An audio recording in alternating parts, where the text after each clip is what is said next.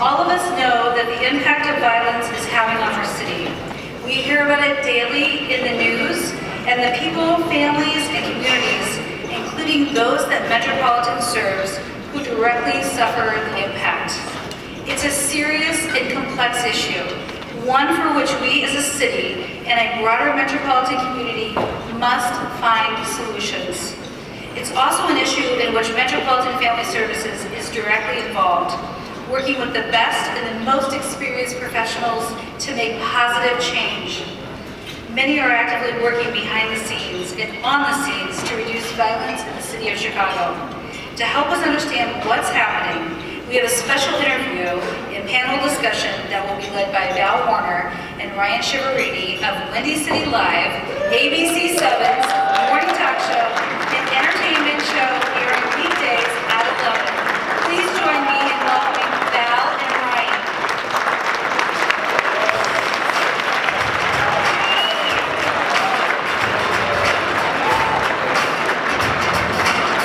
Hi everybody, there's even the music going. Sorry. Oh, except I have different hair at the end. Yeah, the hair looks good. The sun looks a little different, but we're going to have a great time. Thank you everybody for joining us. Can you guys hear me on this mic? Okay. Okay, all right. Well, we officially want to say hello and welcome and thank you so much for having us here tonight for this wonderful evening and also the conversation that we're going to have about violence in Chicago. It's a topic that we definitely embrace on Windy City Live and we're just happy to talk a little bit more about it tonight. Yeah, unfortunately, we've talked about it more than we want to on Windy City Live. It's obviously a national crisis. It's something that we deal with a lot here in Chicago, and we've dedicated entire hours to it on our show. But we want to start tonight with a short interview with a man that has become our friend, who we've had on Windy City Live, a man that you all know, Arne Duncan, former U.S. Secretary of Education, who is a managing partner of the Emerson Collective and Chicago CRED as a special guest speaker for this evening. So Arne, why don't you over here? Chicago CRED, being short for creating real economic destiny. It's an organization that believes that jobs can stop bullets. Think about that for a minute. Jobs can stop bullets. When young men have a chance in the real economy and they're encouraged to follow their drive, they will flourish. They'll turn their street skills into career credentials. That's right. And to help encourage these transformations, CRED taps into a set of resources to address systemic barriers to opportunity. This includes partnerships with community-based organizations, investing in entrepreneurs who can bring a new era of innovation and job growth to neglected neighborhoods, and also collaborating with local leadership to scale the best solutions that will definitely benefit inner city Chicago youth and families. So with that being said, why don't you guys give a warm welcome to Arne Duncan. Hi, Arne. All right, we're gonna do just like we do on the set.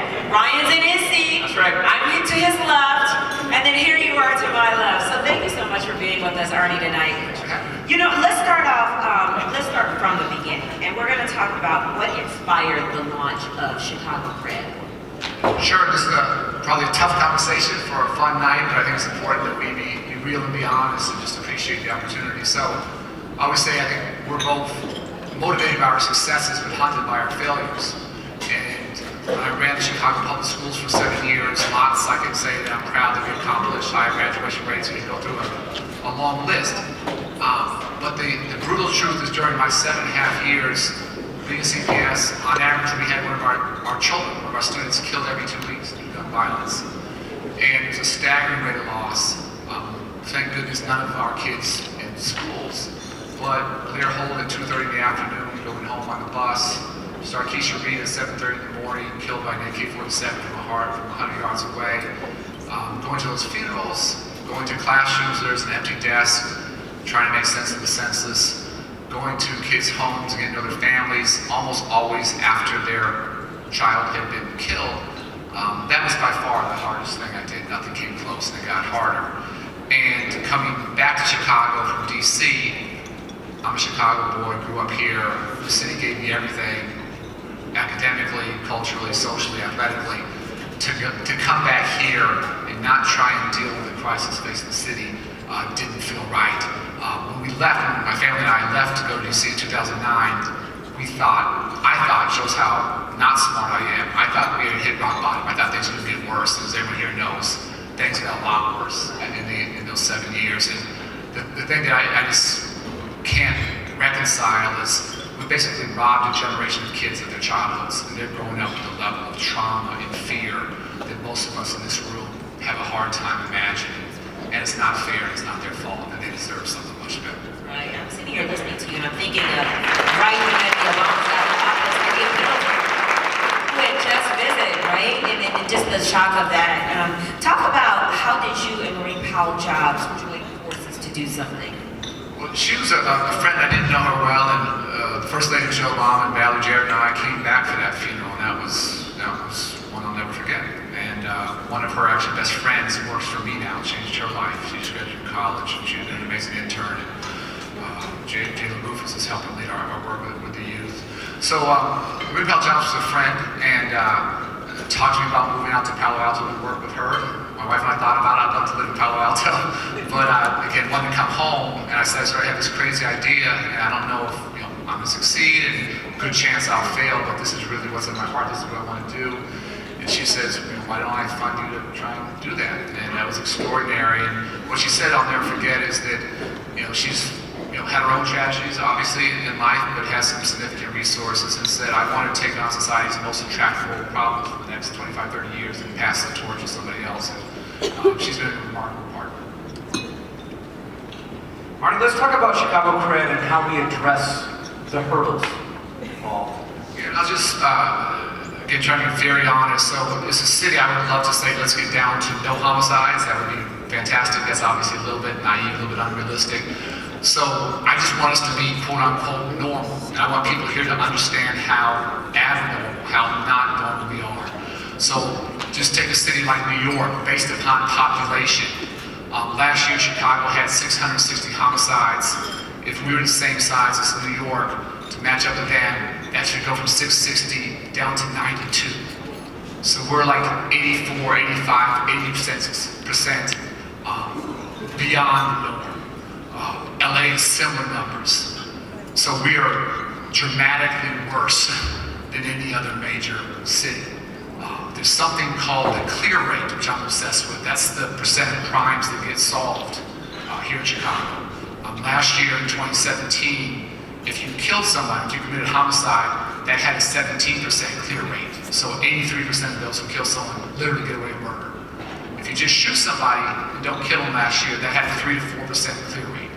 So basically, we can say Black Lives Matter, we can say Brown Lives Matter, but they really don't. And if more of those homicides were people who looked like me, if they were happening downtown and not the south and west sides, I promise you our city would have a very different response. We value different lives differently. So that's our reality, is you have a huge availability of guns in Chicago.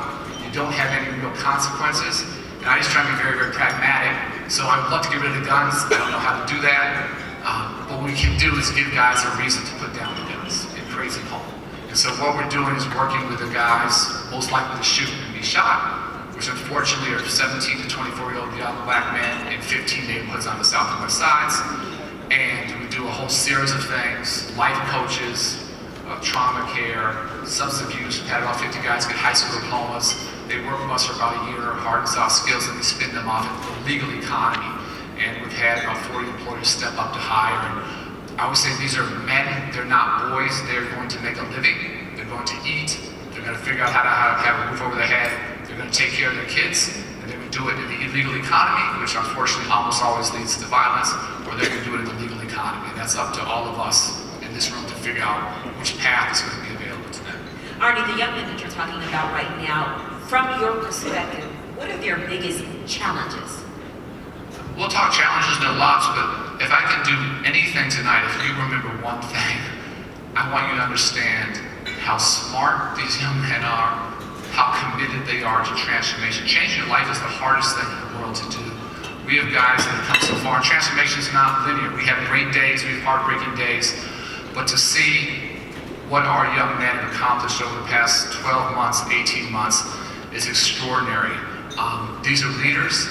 I say all the time, they are not the problem, they're actually the solution to the problem. We had one guy who was shot 13 times, we had another guy who was shot 22 times, and these are guys who, the amount of trauma they've faced, we've had, many of our guys have lost 5, 10, 15 of their clique, their crew, their neighborhood, however you want to say it, and they're choosing to stop retaliating, they're choosing to lead in a very different direction. We have guys write their autobiographies, and they're so powerful and so deep and so raw. I'd love to share those with you. So yes, we can talk about challenges, I'll get to that, but I want you to understand their assets. I want you to understand how smart they are, how committed they are. One of our first guys who got hired, he's actually working with a law firm for the past year, just celebrated 2 weeks ago, 1 year at a law firm. Just crazy thinking about where he came from. Challenges, they live with trauma basically from the time they were. And it's not a recent trauma. It's not like things were cool until they hit 17 and things fell apart and it's all their life. This is a broad statement. It's not every guy's story is different, but many of our young men at 13 or 14 became the men of their homes. Mom was an alcoholic or on crack. Dad was locked up or dead, and they had to fend for themselves. And they had to go make some money, and the only person hiring was the guy in the corner. Again, all of us in nice fancy homes like this were absent from their lives. And I always start with our guys by apologizing to them. And for me, this is unbelievably humbling to work, but the biggest thing I've learned is you never judge.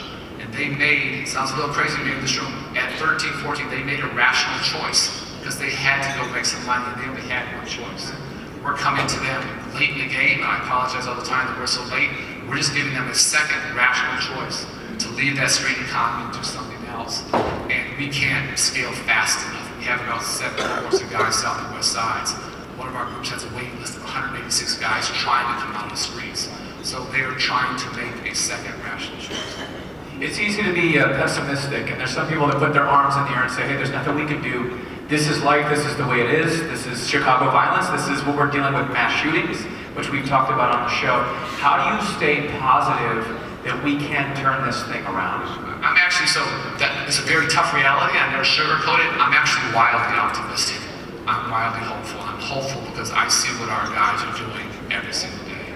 And just, again, I got a million crazy stories, but one of them was we were out in Rosen. We're out in Rosen for almost 2 years now. One of the gangs that's contributing to most of the violence.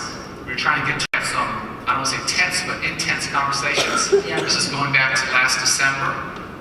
He decided to trust me. I decided to trust him. Since that point, there have been 0 shootings in that community. 0.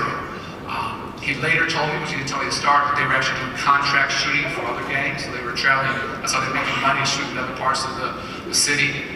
It's been absolutely nothing. That entire group has walked away from the streets. Nothing happened.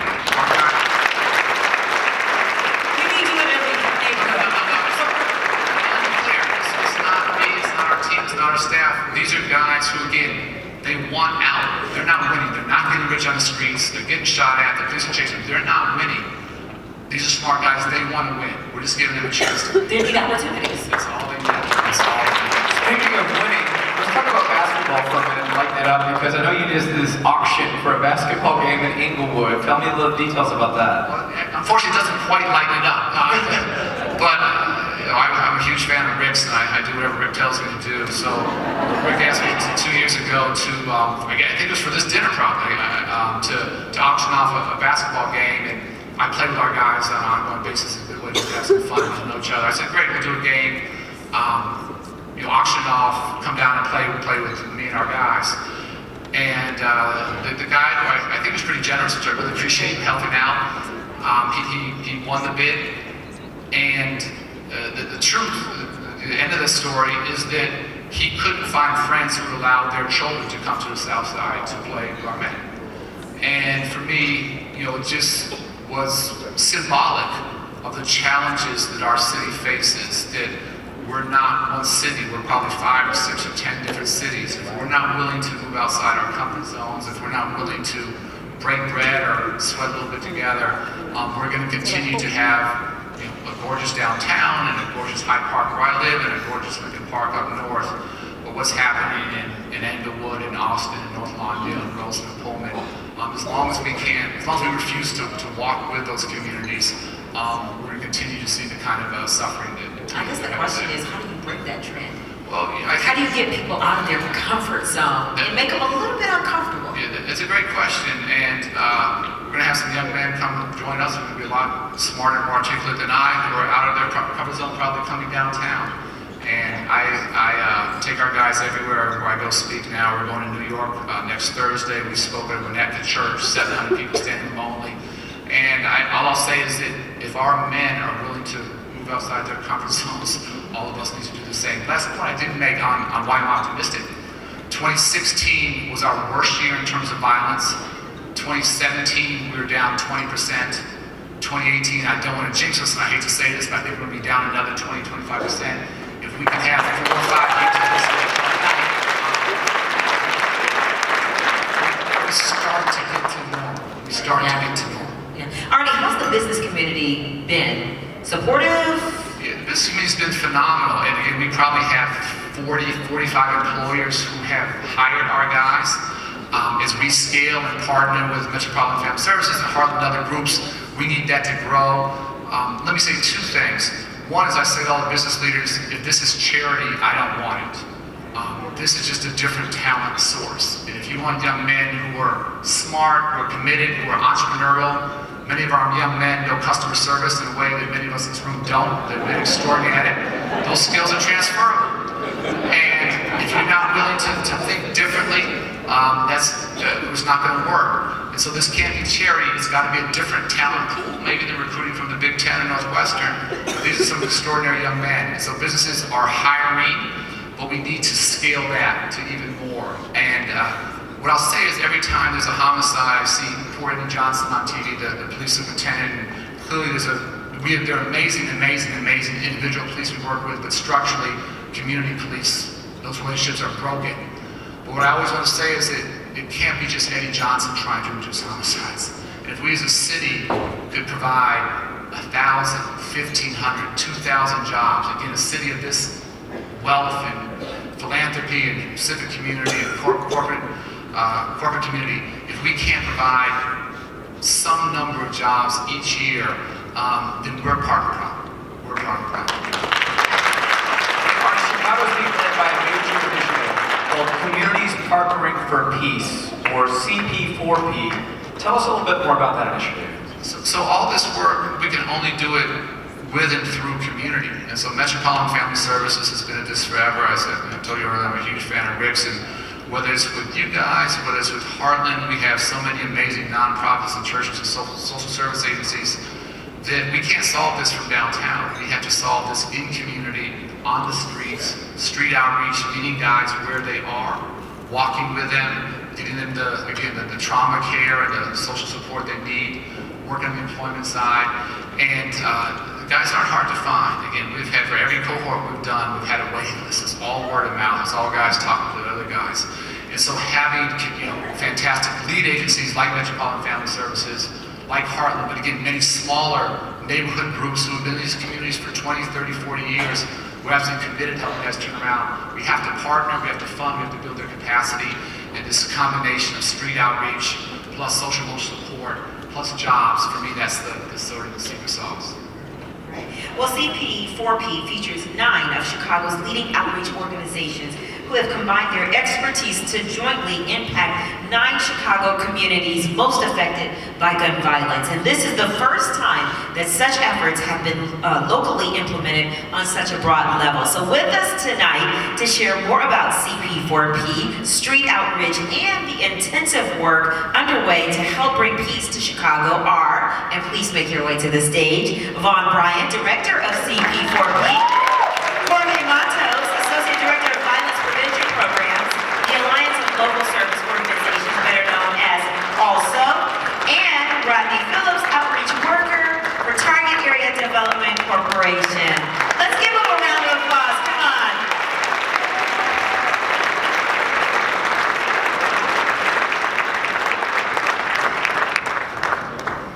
Welcome to you guys. Thank you so much for being here. Thank you.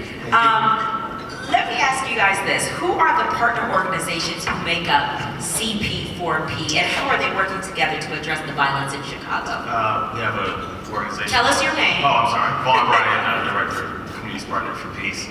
We have also, which is Alliance of Local Service Organizations, Breakthrough Urban Ministries, Cure Violence, New Life Centers, Institute for Nonviolence Chicago, UCAN, TargetArea, Development Corp. Who am I missing? I think that's everybody. It's everybody.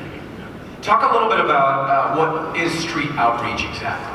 So street outreach is really taking what we call credible messengers, people who come from those communities, people who have formerly lived the street life, who know who the players are in their communities, and it's really building a relationship with them, a sustained relationship of trust, where they can influence them in the right direction. And so it's canvassing your neighborhood, it's knowing which blocks to go to, understanding the sort of historical conflicts and really going and mediating a lot of those conflicts and building relationships with the people that hopefully, like Arne said, help them turn their lives around, take the services that are necessary for them in entering the legal economy.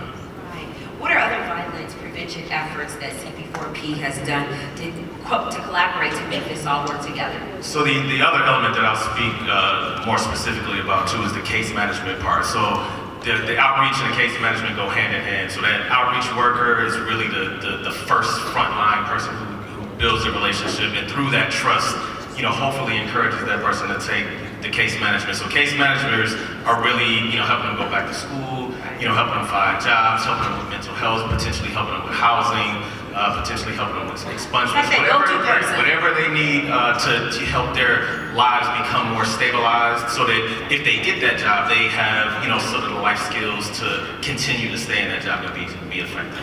The other two areas are Light the Night services, which is more of a place-to-place strategy, and then the Metropolitan Peace Academy. Any one of you gentlemen can answer this, because I know you've been doing a lot of talking, but let's talk about Light in the Night. And this is huge, obviously, during the summer months, reclaiming your neighborhood, your area. Tell us a little bit more about Light in the Night and what this program is doing. Yeah, so Light the Night, it's a series of events that go on throughout the summer, and they're wonderful. So what Light the Night is events that are trying to take over safe spaces again. So we invite all of the community. So this is, young kids, to parents, to the grandmothers. And what it brings back a sense of safety and community. So there's a lot of places in the community where, parks and even other, when I was growing up, we played on the street, right? You don't see some of those things nowadays. So we're just trying to bring back those safe spaces, ignite them, and have people come back out and know that it's safe, and we can build community and be all one together. How have the residents responded and reacted to this? So at first, a little hesitant, watching like, okay, what's going on, but we've had great success in Humboldt Park and throughout a lot of our partners on the west and south sides. They appreciate it. They appreciate us coming out and creating these safe spaces. So a lot of the young men and young women that are working these events are from the street outreach community. And so it's just to build community and build relationships again and try to bring peace to the community. Rodney, I want to get you into this conversation. Why don't you tell us about the Metropolitan Peace Academy? The MPA, the Metropolitan Peace Academy, what it did is it brought us all together from different neighborhoods. And once upon a time, some of the guys was in the cohort together, and we didn't always get along. But what it did is it allowed us to collaborate and come together, because we all have an emotional investment in our neighborhood. And we wanted this to be a problem, but that was a solution. So that was one of the most things, and it helped us, because what about the violence of today is it's so spontaneous and it's different. So if I got a relationship with George, which he's in Humboldt Park and I'm in Inglewood, it'd be something that, say, a guy from Humboldt Park moved to Inglewood, and I have a relationship with George. It enables me that I have a relationship with the guy where I can get on top of something or in front of something before it happens. So it's real great. Right, Rodney, you were a part of the first class. Right. Were you apprehensive, or what were your initial thoughts? Well, I'm gonna say I was apprehensive, but one of the things is that doing the violence prevention, I had been doing it a certain way.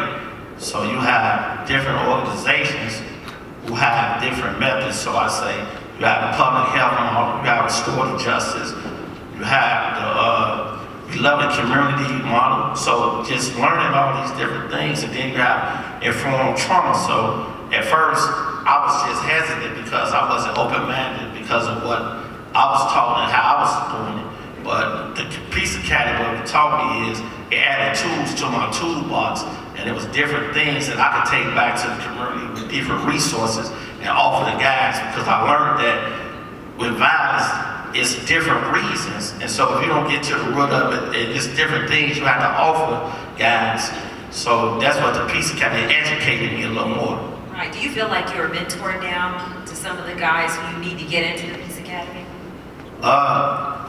Yes and no, meaning that I'm a mentor. When they look at me, I'm a credible messenger. So if they're hesitant, I give the academy buy-in. They know that, like, okay, if Rod could do this, then maybe it's okay. And I try to tell them that we have to be open-minded. A lot of times, where I come from, we're not open-minded to change.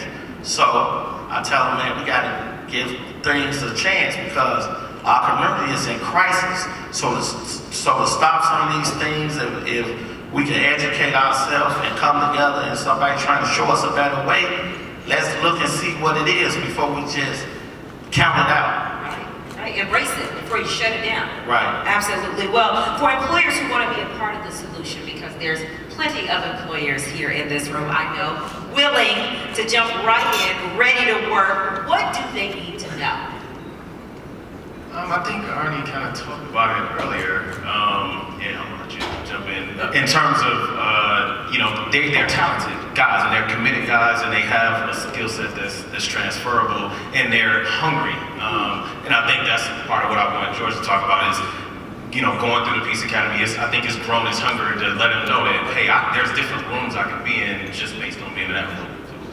Yeah, what I would add is, so I would say about 2 years ago when I was 21, when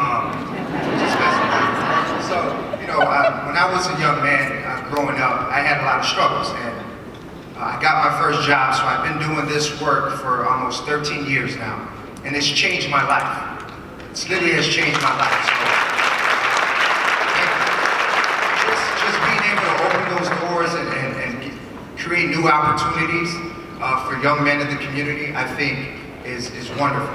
So, I'm a humble person, but I know there's a lot of young men that are just like me, waiting for that opportunity. And so I think that's what some of these jobs are. Arne, I want to get your final thoughts on this. You've been listening to the conversation and talking about businesses. You said you don't want charity. For these businesses, how can they improve their bottom line with this? Well, again, I can just give you examples now. We have guys working in manufacturing and hospitality and culinary and construction. We got a couple guys at law firms. We have a guy working at Deloitte. And so this is not like theory anymore. This is proof. And again, we keep supporting, we keep life coaches, we keep helping. But at the end of the day, again, if we're not willing to create some opportunities, if we're not willing to think differently, then we're exacerbating the problem. Part of the problem is one concrete example. University of Chicago Hospitals met with them earlier in the week. Obviously, hospitals are all kinds of rules against hiring guys with criminal backgrounds. Well, they've found a way to change those rules. And I think what some of our men did at 17, 18, 19, that doesn't define who they are. And I'll speak for myself. If I was judged by the worst thing I did in my life, trust me, I wouldn't be sitting here. And that's probably true for many of us. So we either look at the totality of who these individuals are, and it's what they have to offer, and how hungry they are, as Vaughn said, or we just look at the worst thing they did and write them off. And employers who are willing to, again, step outside their comfort zones, to your point, Val, think a little differently. Our guys will blow you away with their heart and their commitment. Bernie, I want to ask you talked about some statistics from New York and LA and the crime stats and whatnot.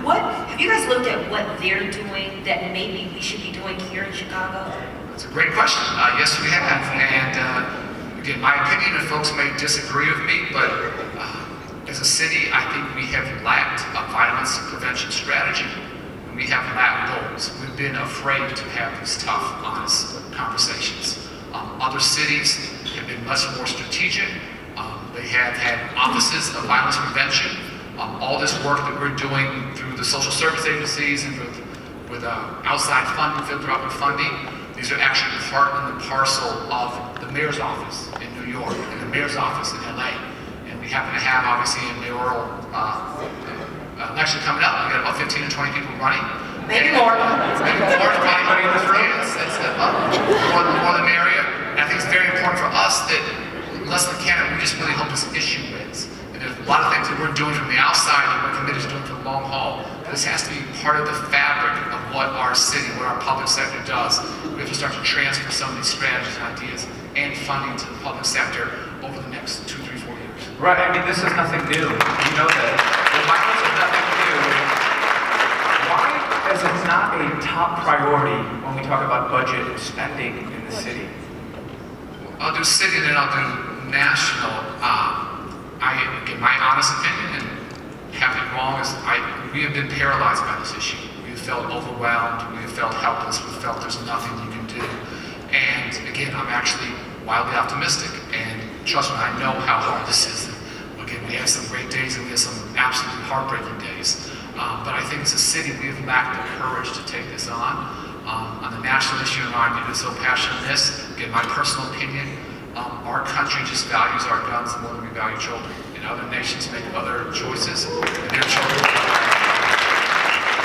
Well, we are so happy that all of you are here tonight supporting this cause. Gentlemen, thank you so much for everything that you are doing for this cause. Val and I want to be part of this too. We really do. So we think those things are great. So thank you so much.